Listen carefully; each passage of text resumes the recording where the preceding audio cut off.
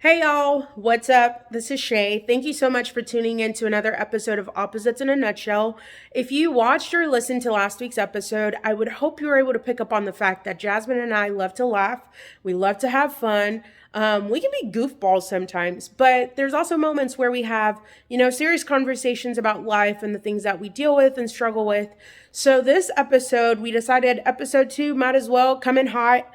And so we're coming in real hot this week with all the vulnerability and all the things, talking about insecurities and imposter syndrome.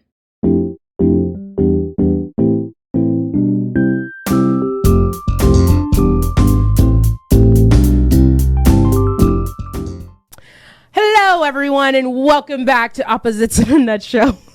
I can't match that. Hey, everybody. I'm Jasmine.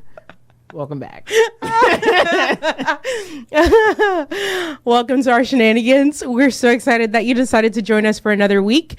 Here in Opposites in a Nutshell, we basically are two best friends who are polar opposites from each other, hence the name.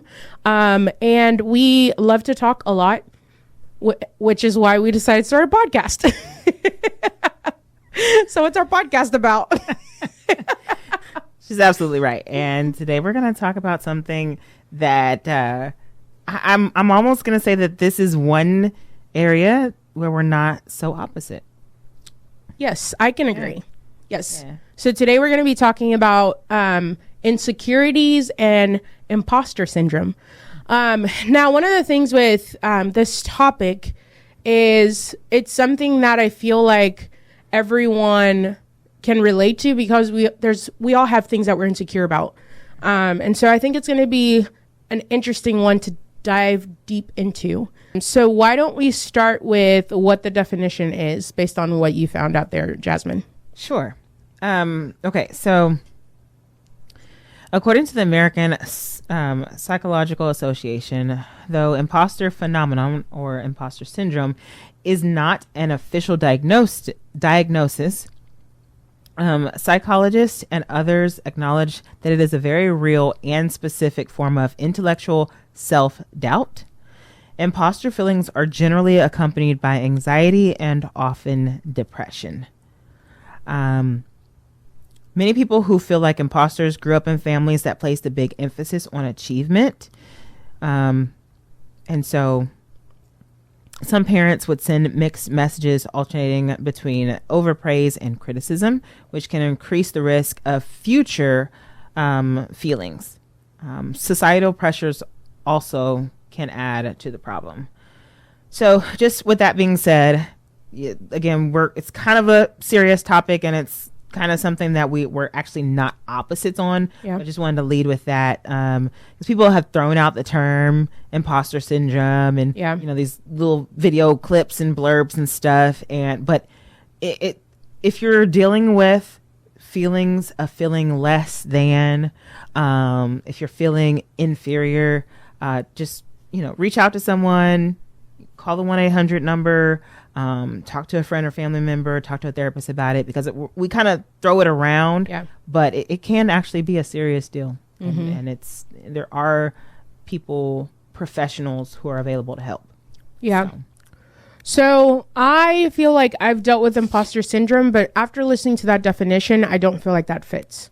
It's still imposter syndrome. I think maybe I just don't agree with the definition. But again, I'm not a scientist or some professional that knows all of this stuff. And it's not a definition. I'm just prefacing with,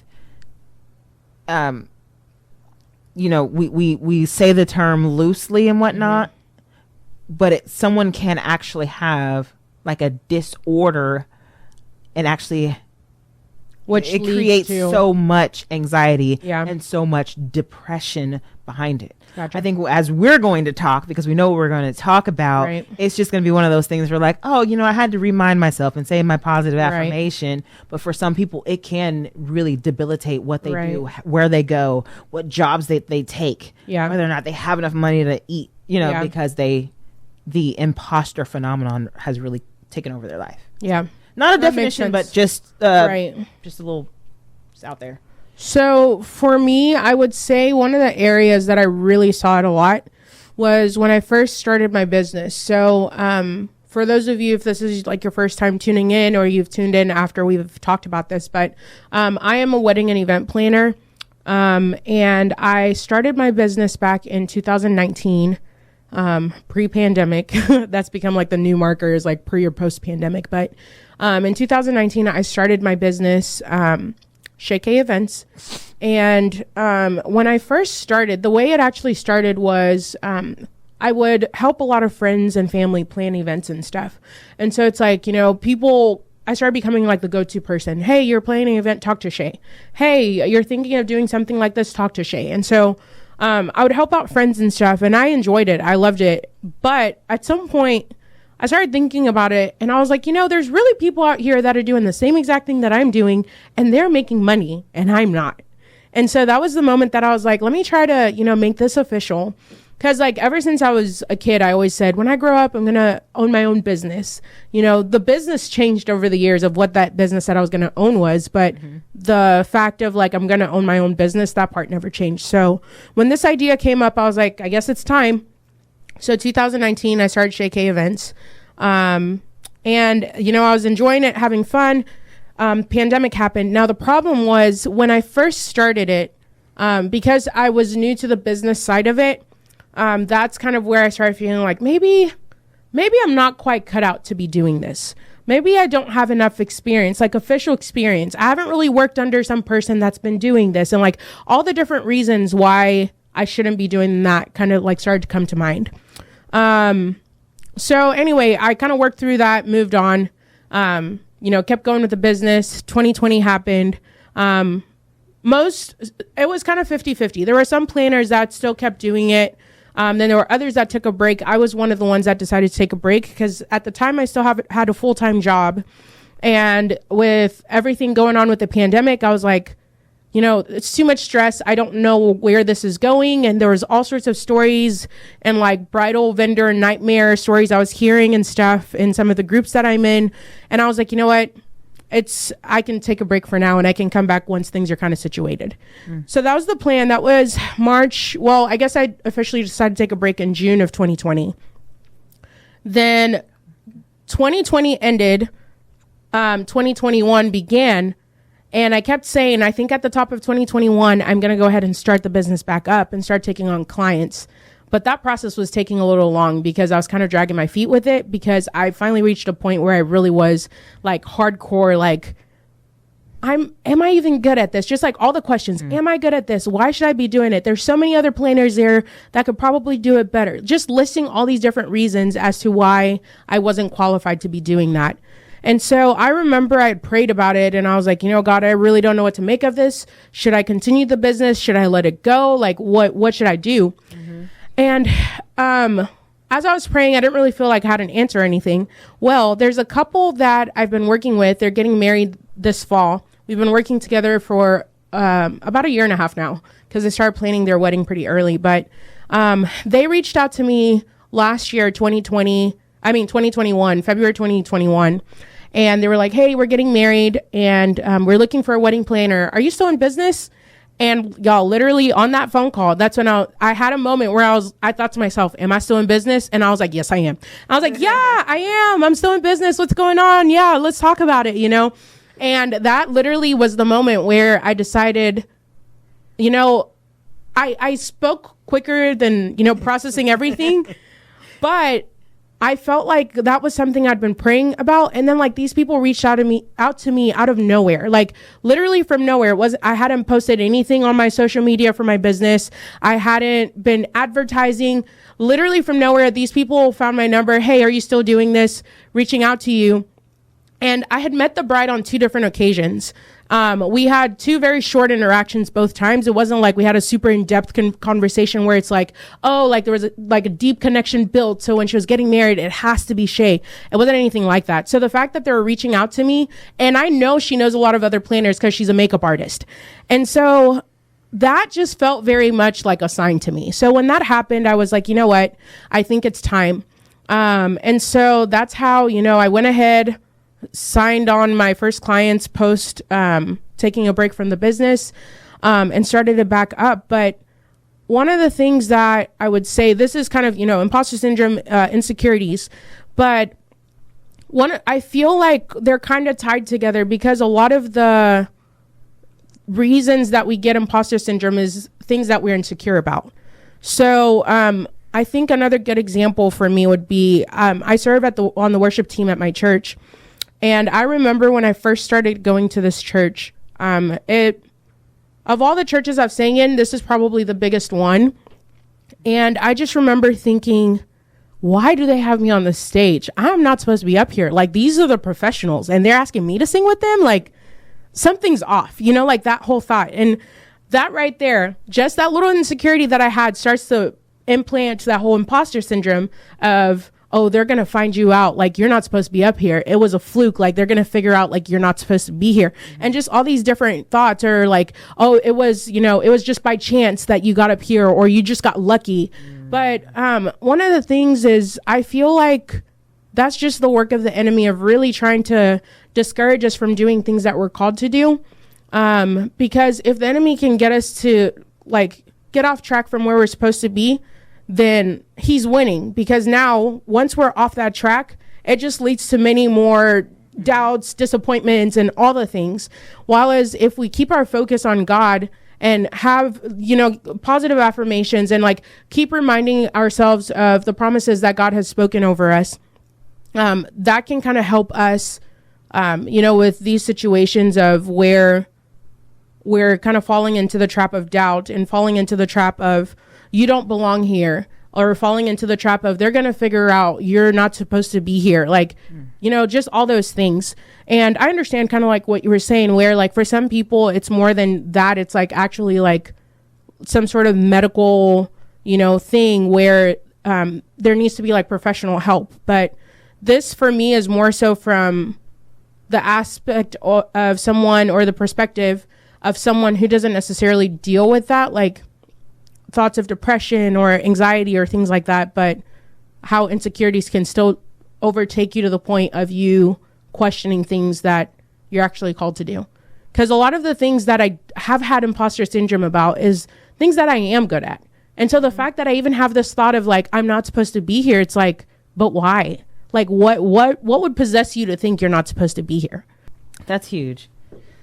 And I'll share, thank you for sharing that. It's really vulnerable and really real. I will share a definition of imposter syndrome. And we referenced Miriam before. Back to Miriam. We won't take this to Urban Dictionary, but wait, that was we didn't explain that. That was in a previous conversation. Okay. Jasmine has some thoughts on Merriam-Webster dictionary. I just feel like we can learn a lot from Urban Dictionary. So, but this is a true definition. Imposter syndrome is a persistent inability to believe that one's success is deserved or has been legitimately achieved as a result of one's own efforts or skills. There's also a definition that says imposter feelings represent a conflict between your own self-perception and the way others perceive you. Some people consequently pressure themselves to work harder in order to keep others from recognizing their shortcomings or their failures, become worthy of roles that they don't feel that they deserve, or ease feelings of guilt over tricking people. That's a lot, y'all. That is a lot. Just go talk to your therapist. That's a lot. That's a whole lot. Yeah. I don't think all of them apply to me per se, but yes, I can relate to some of that. But that's deep. That's deep. I am not qualified to, and that's not imposter syndrome. This is for real. I'm really not qualified to dig into that definition. Me either. Me either. It's just, it's a lot. Yeah. And I would go as far to say, and surely someone has done a study on this. We're in 2022 as we're recording this. Yeah.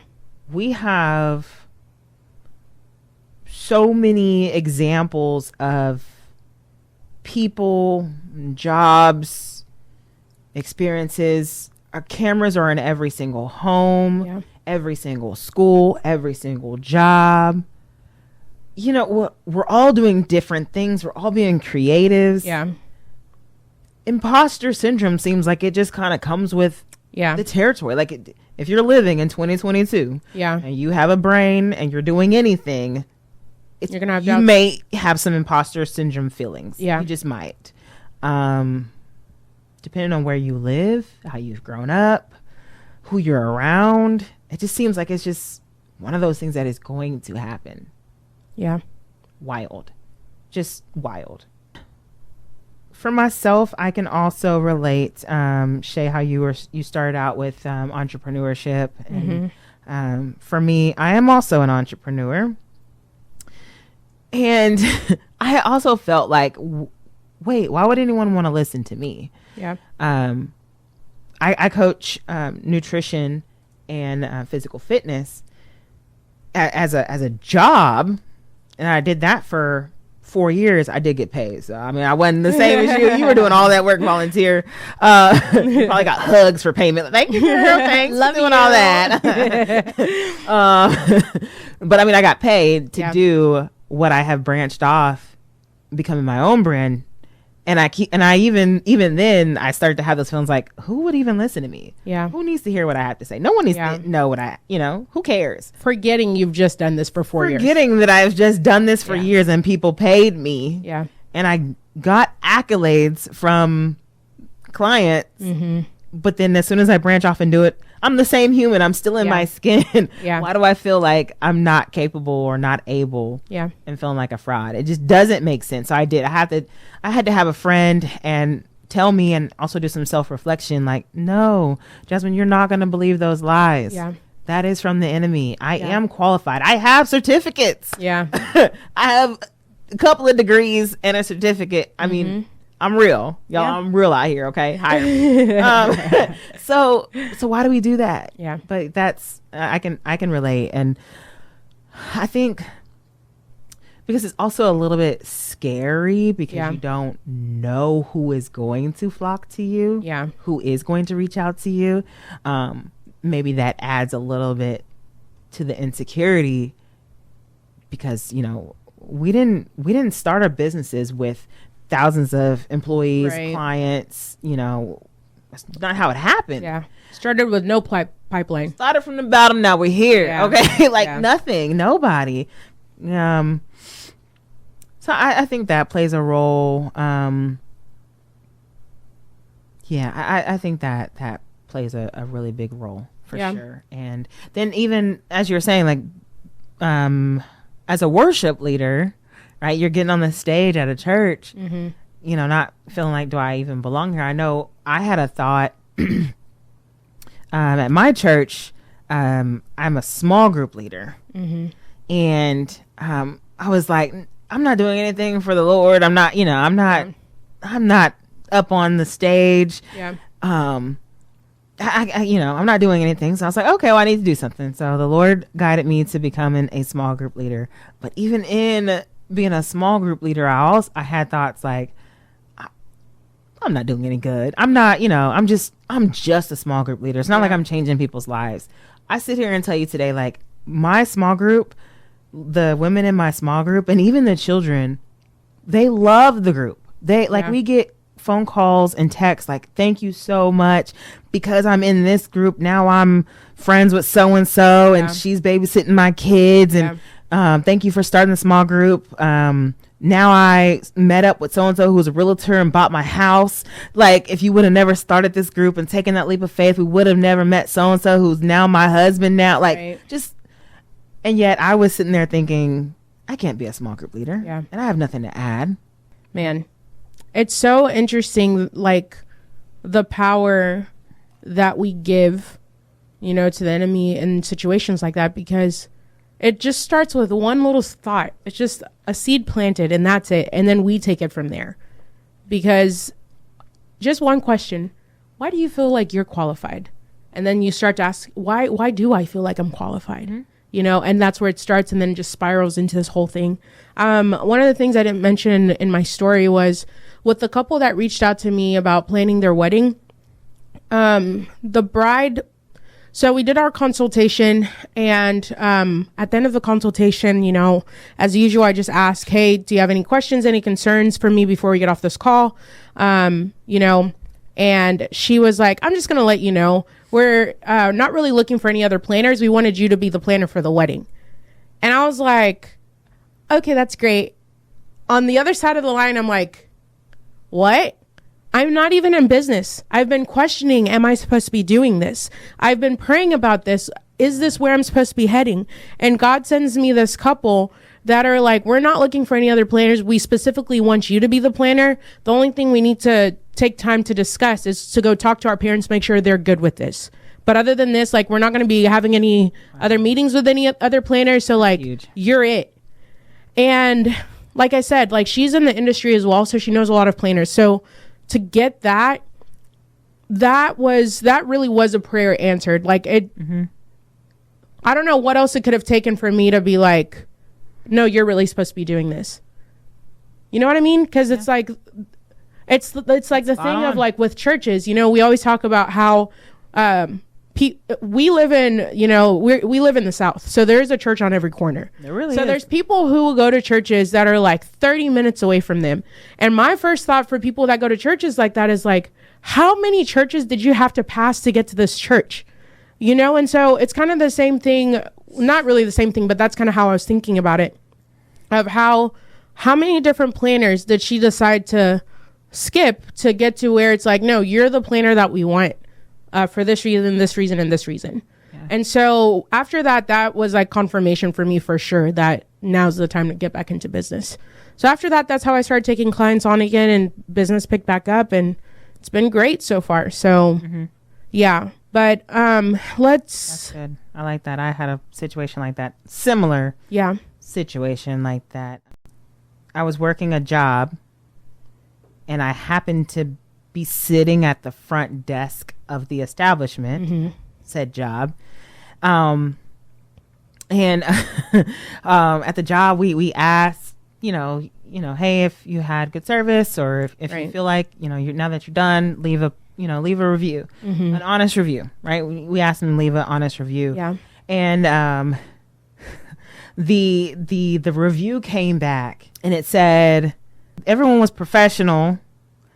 The receptionist is nice and cute.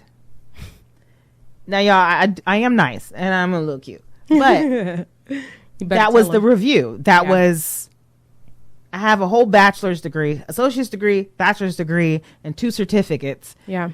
But the review said the receptionist, which I wasn't even a receptionist at the job, she's nice and she's cute.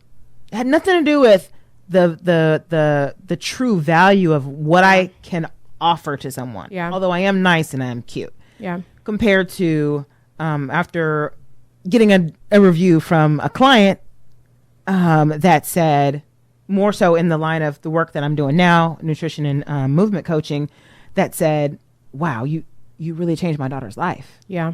She's feeling better. She's healthier. Yeah. She's more confident in herself.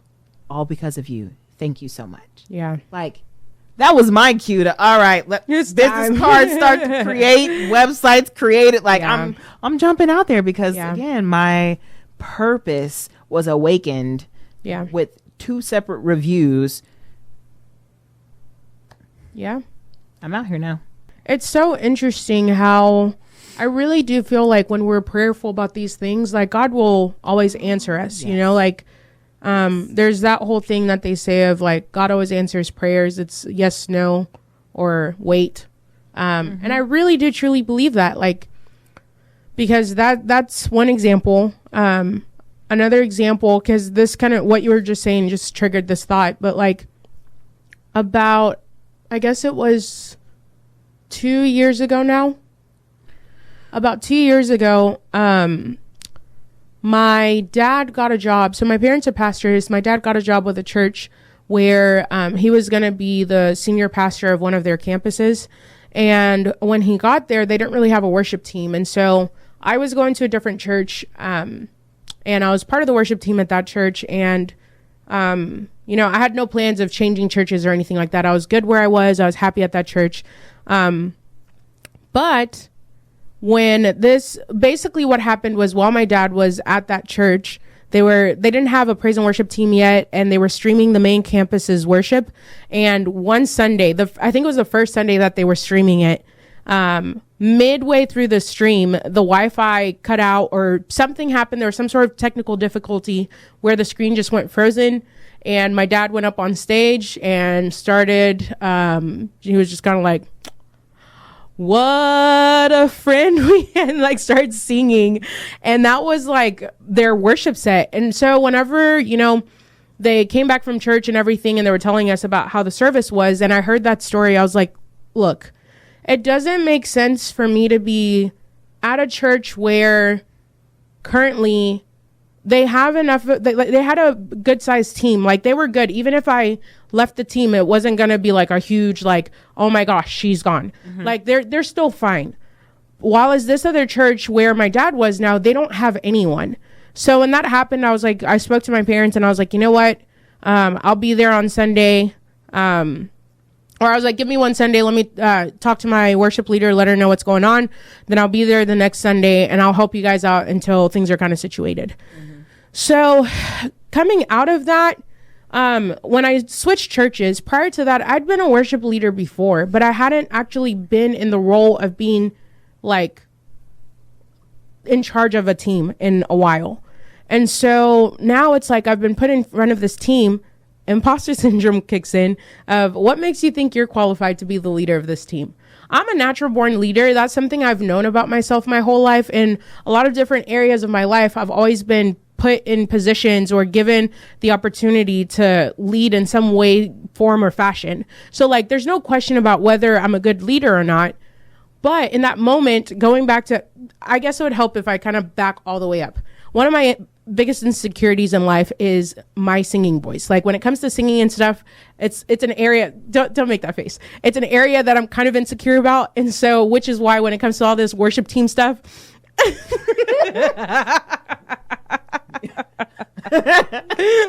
you could not. I mean, for those of you who are not actually tuning in on YouTube and you're just listening to this audio only, she's side-eyeing. I am side-eyeing. I am bowing my head. I'm catching my fingers. I'm doing all the things because I'm like, say what? What did she just say? This woman has an amazing singing voice.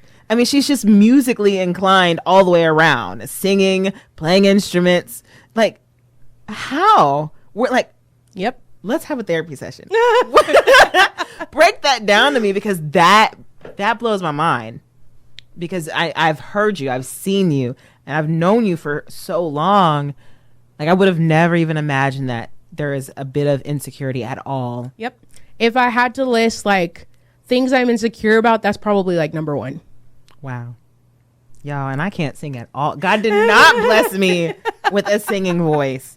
I mean, I tell myself all the time, if I only had half of Shay's voice, if I can hit the note, if I could just harmonize, I'd be up on that stage. Y'all won't catch me. Wow. Yeah. Wow. So that's why when things of that sort come up, or when I'm in positions where I'm overlooked a lot, like, I'm not trying to be, I don't need to be the person that's in front. I am 100% content with, if y'all need background vocals, I got you. Like, it's all good. But I feel like when there's opportunities where it's all about timing and, God's time. There's sometimes where there's opportunities that come where new people might keep coming in and you keep getting overlooked. It kind of starts to play into that insecurity. So it's like, the thoughts that I've already had, clearly that must be true because look at what this is. You know what I mean? And so there's been a lot, I feel like I've experienced a lot of that in my life. And so, which is where that insecurity probably built up from. So anyways, so when this opportunity came up for me to be with the worship leader at this church, I was like, okay, that's fine. It's temporary, like no big deal. And immediately now I have a team of like 5 people. And I'm like, okay. It's been a hot minute since I did this, but we're here now. And so I remember initially when I left the church that I was going to, the plan was I was only going to be there for a couple of months, just helping out until they get situated. somewhere along the line, I remember, and this was what triggered that thought, was when you were talking about the review that you received. Somewhere along the line, I remember I'd been working with one of the guys on my team. There was a song that we had been working on that we were going to be introducing to the church in a few weeks. And he was having the hardest time getting the part down. Like, he knew the words, he knew how it went, but when it came to him actually singing it, he was just having the hardest time getting it down. So I remember one Sunday, because we typically would rehearse like Sundays after church, because the church was like freaking at the border of the next state, like freaking Oklahoma. And so it's like quite a drive to get from like where I live to the church. So instead of having to drive up there twice, I would just hold rehearsals after church. So we had rehearsal after church, and there was one Sunday that we had canceled it for some reason. And I asked him, hey, are you able to stay later after the service and we can try and go over your part? Mm-hmm. So we talked through it. We sang it. I told him the things. I gave him tips. And then finally it clicked. And right when it clicked, he killed it. Like, whatever part he was supposed to be singing, he got it down and he killed it. And I was like, that right there is what I need you to do. You keep doing that. Exactly that. And so I remember that moment. I left church and I was driving to my friend's house because I was like hanging out with some friends that Sunday. And on the drive back, because like I said, it took like almost an hour to get from the church to like my side of town. And so I was driving, so the drive is quite long. I have time to think. And I just kept thinking about that moment. And I was like, wow, God, like, maybe this is where you have me for a reason. Like, maybe it's not temporary, because that was the moment where I was like, maybe I am needed here. You know, it just felt like, and I remember one of the ladies that was on my team, she was a worship leader at the church she came from. So in my head, I was like, oh, that's perfect. I'm just going to start working towards getting her to kind of take over, and then I'll head back to my church. And she straight up told me, she's like, no, I've come to learn from you. I'm not trying to be the worship leader here or anything like that. And then in my head, I'm like, well, crap, that was my plan. So what now? But, you know, it's like, even when we make plans, God has other things that he's doing, and which is why it's so important for us to be obedient and to tune in and like be attentive to what it is that God's trying to teach us through different situations, see what he's trying to do through us in different situations. So anyway, so that was kind of like the thing there of just like, even with all these insecurities that I have about, you know, my voice and stuff, now I've been put in this position where it's like, you know, we need you to do this. So I remember when that whole situation with the church, long story short, the church now is part of a different church. And so my dad went back to the main campus. But when that transition happened, that meant like my family was leaving, because I was not on staff. So I wasn't getting paid at this church. This was all volunteer work. And, you know, it's just one of those things where I look at it and I'm like, all of that was done unto the Lord, because that was a lot of my time, both during the week, preparing for Sundays, doing worship on Sundays, staying for rehearsals. Like, a lot of time was put into that, but it just felt like that's where God had me. And so it's one of those things where I'm like, God, if that's where you have me, I will do it faithfully, because that's what you've called me to. So anyway, so when that whole transition happened, a lot of people I feel like felt like, oh my gosh, what are you going to do? Because now you're not the worship leader. And I was like, oh, I'm solid. Like, I'm not, because I was at a place where I was still trying to decide, like, do I want to take a break for now and then maybe pick this back up in 6 months, like at some different church, and just attend services for 6 months? Because like I said, it had been not an hour and a half, a year and a half of just continuously pouring into, you know, that situation. So taking a break, I felt like, it's understandable. Yeah. Anyway, that leads into something else, or I'm just not going to go there. But the whole point of it is just, you know, I was grateful that God gave me that window of time to be able to do that, and almost like remind me that I'm the one who's called you to this, not anyone. And so, you know, there's that saying of like, God doesn't call the qualified, he qualifies the called, or something like that. Because none of us are worthy to be doing the things that we're doing. Yeah. So anyway, so I think it's just so important when we have these feelings to really just reconnect with God. And if you're not a Christian, I feel like even simple things like positive thinking, like there's so much power in our mind, to the point of like, there's like life and death in our mind. Like you can, if you keep thinking to yourself, like, I'm sick, I'm dying, I'm sick, eventually your body starts to conform to the words that you're saying. And so there's so much power. There's power in our tongue and the things we say, which is why it's important when you do have these moments, whether you're a Christian or not. If you're a Christian, pray. Even if you're not a Christian, try to pray, see what happens. But it's like there's so much power in our tongue and the things that we say, and thinking positively and speaking words of positivity over our situations and stuff. It can turn your situation around just from that. I was going to say, and we talked about in some of our abilities, do we feel like fraud? Yeah. Some of our, our entrepreneurship and our service. One of the other areas, and I'll pose this without, I guess I'll say for me, I know we don't really have class systems here in the United States. And we really don't, but we do. Yeah. I would consider myself in the middle class. I would consider myself middle income. Yeah. Okay. Another time that I feel like an imposter, even though I work a job, several of them, and have a business. Yeah. I feel like an imposter when I'm in a group or in a setting or at a party with people who are out of my tax bracket. And it kind of goes both ways. I'm not going to lie. It goes when I'm, around people that maybe I know that their income is lower. They make less.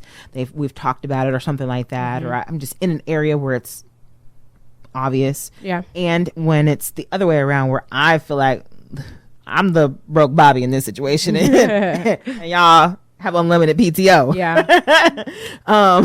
Broke Bobby, holla at me.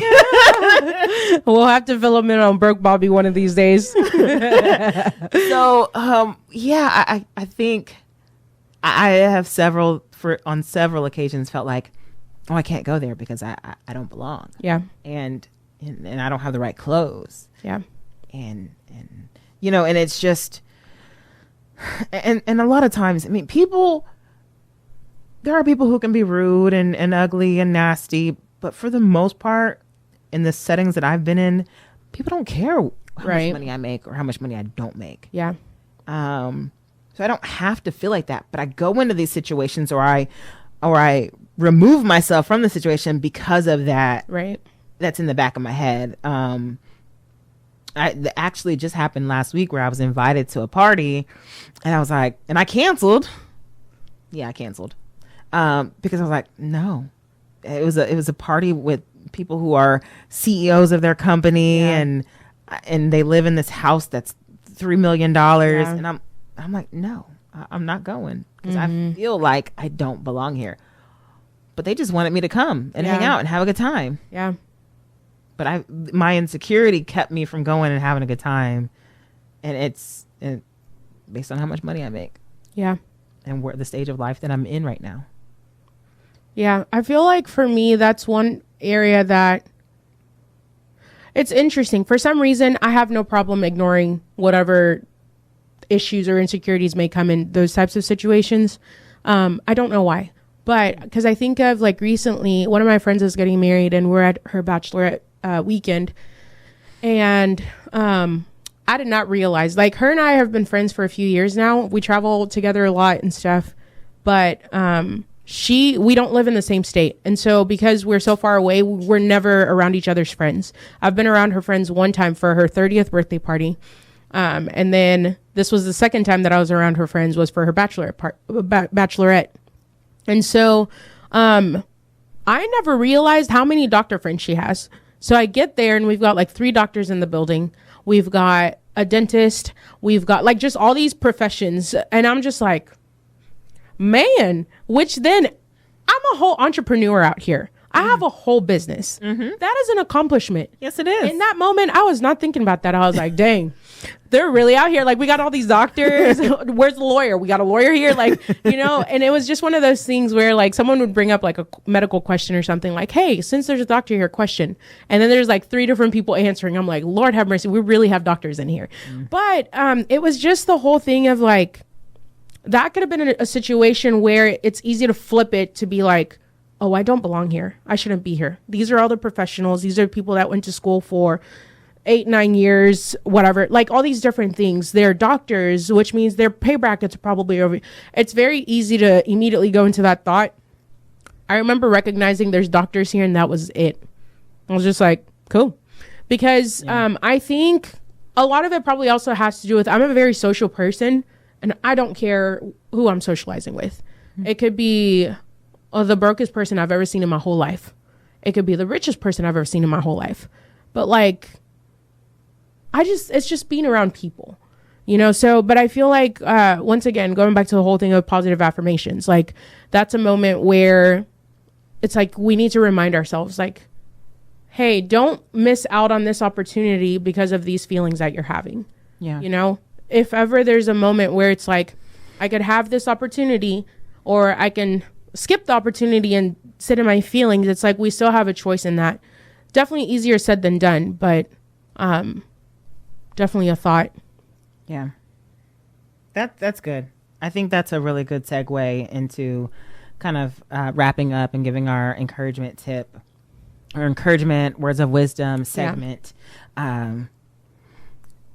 You were saying, say positive affirmations. That is something that, gosh, if I don't do that on a daily, I can be like that statistic that I read earlier at the beginning of the call, where imposter syndrome and insecurities can lead a person to extreme anxiety and depression. Yeah. I mean, actually, I was there, so I know, and I remember what pulled me up and out of those spaces was saying affirmations and positive affirmations, reminding myself who I am in Christ. Yeah. Reminding myself that I have a title, and that's just me. Yeah. That's just being me. My daughters, I teach my daughters positive affirmation. And those of you who are new to the podcast, I have little girls. They're young, but we do daily affirmations, positive affirmations. Yeah. Because I realize how important it is to say the truth and to hear ourselves saying the truth about ourselves. Because the world can't tell us who we are. Mm-hmm. Other people can't tell us who we are. And sometimes we just have to say it out loud because our thoughts try and tell us who we are, but that's not who we are. So positive affirmations is a huge part of my life. Yeah. If not daily, then for sure weekly, I say positive affirmations for myself and with my children, my birth children, and then also in my coaching and my business. It's implemented in my business. Mm-hmm. We change our words, right? There is no I'm fat. Yeah. You know, there are no negative terms when we're talking. That's not what we're going to do. We're going to speak the truth. I am working on a healthier me. Yeah. I am on a journey to being stronger. Yeah. We don't use negatives. Yeah. No fat, no weak, none of that. Mm-hmm. Because it is important. And I feel like it may be what we have to continue to do in this age to remind ourselves of the truth. Yeah. And again, like you were saying, for believers, we know, right? The scripture says there is a power of life and death in the tongue. Mm-hmm. Yeah. It's my tongue. I'm going to use it to speak life. Yeah. And not death. Because psychologists have put this out here. Anxiety and depression lead to suicide, which is death. Yeah. I understand people go through those things, and I'm not trying to minimize it at all, because there are true mental and health issues that lead people on that journey. But if there's something that we can encourage each other and our you all, is say some positive affirmations, write it down, post it on your mirror, have it on your dashboard of your car. Yeah. You've got a meeting to go to and you're driving into work because you are the speaker of the meeting. Put that sticky note on your car, and as you're driving, remind yourself, I do know how to speak. Yeah. I do know what I'm talking about. Mm-hmm. I am qualified. Yeah. People need to hear what I have to say. Write it down and say it as you're driving, reminding yourself. Yeah. No, I agree wholeheartedly. Before we switch over to our recap, let's talk about insecurities that may or may not have been had starting this podcast. Ooh.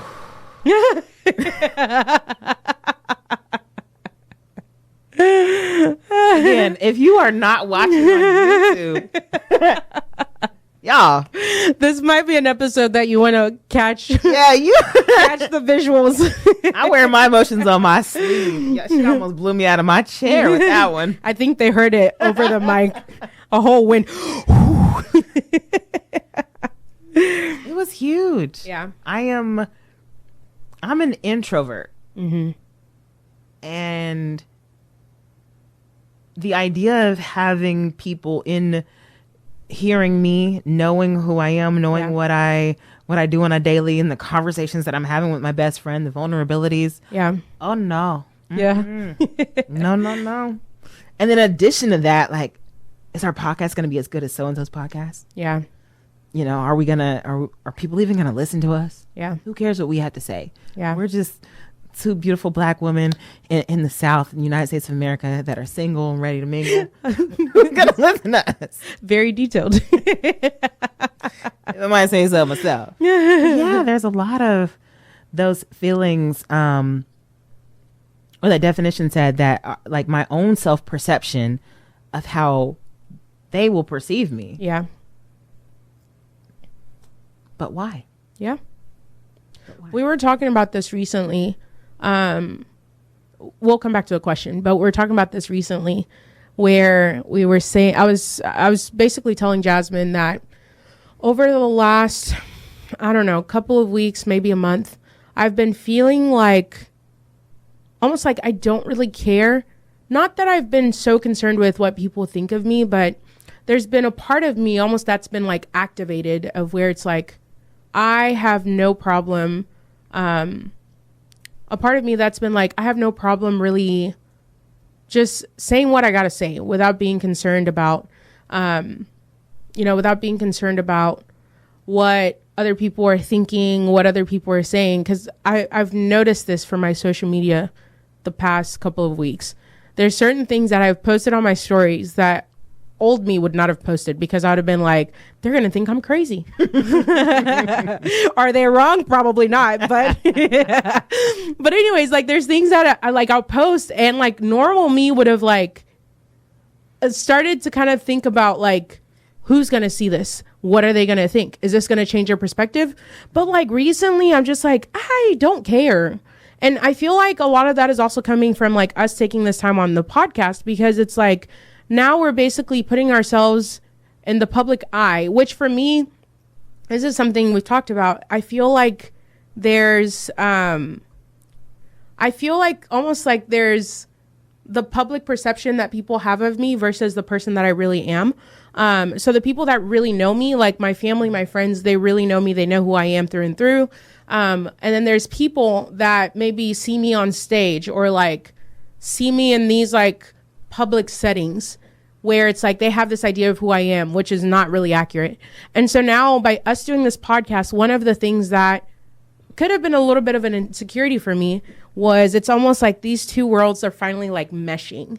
And it's like, what will that look like? Like, does that mean like, are people going to look at me differently now? People that don't know me, that only know me through like this platform, or my friends, I'm not concerned. They know me. They know all the craziness. They know all the shenanigans. Like, there's nothing like new for them with this, but just thinking through all of that. So anyway, that was one of my insecurities, sort of, is just thinking about how is this two worlds colliding, or I guess two personas colliding, gonna, work out. So there's still moments where like, as we're recording and stuff, where it's like, oh my gosh, people are really going to see this. But the beauty of it is we came to this conclusion that all of that kind of got pushed to the back when we realized this is going to help someone. Yeah. Even if it's one person. Yeah. It's definitely going to be more than one person. But yeah, when we came to the conclusion that let's do this because this can help someone feel like, oh, someone else can relate. Yeah. Or, oh, I didn't know someone else was going through that. Yeah. Like, as we continue to be open and honest and vulnerable, we're going to help someone. Yeah. A lot to someone's. And because of who we are and our character, we had to do a podcast. It's just like, if we didn't, I feel like we would be, again, not walking in our purpose. Yeah. That, and also I feel like we would definitely look back at this time and been like, oh, we had the time to do it and we never took advantage of it.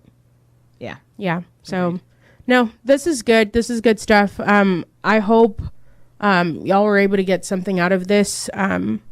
You know, like we said, we enjoy talking to each other, hanging out with each other. It's always a good time. But I think it's also important to talk about some of these deeper topics because this is real. Like, this is life. People are dealing with this stuff. This is what is happening. So, yeah. So anyways, with that being said, do you have any other...